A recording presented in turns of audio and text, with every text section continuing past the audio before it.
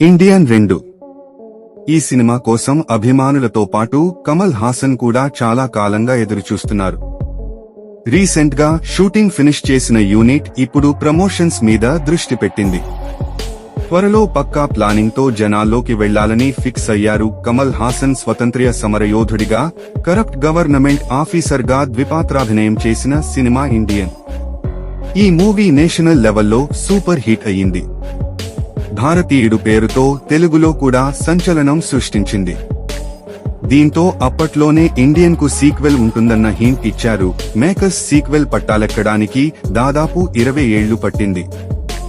2015లో Indian కు sequel ready అవుతున్నట్టు ప్రకటించారు శంకర్.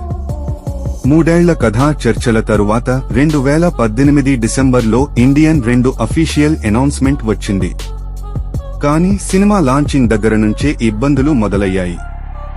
ఒక దశలో సినిమా ఆగిపోయినట్టే అని భావించిన కమల్ చొరవతో మళ్లీ పట్టాలెక్కింది. ఇండియన్ విక్రమ్ సక్సెస్ తరువాత ఇండియన్ 2 మీద ఫోకస్ పెంచిన కమల్ హాసన్ అన్నీ తానే అయి వ్యవహరించారు.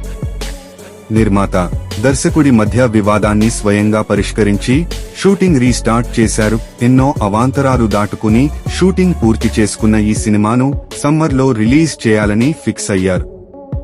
అందుకు తగ్గట్టుగా ప్రమోషన్స్ ను ప్లాన్ చేస్తున్నారు.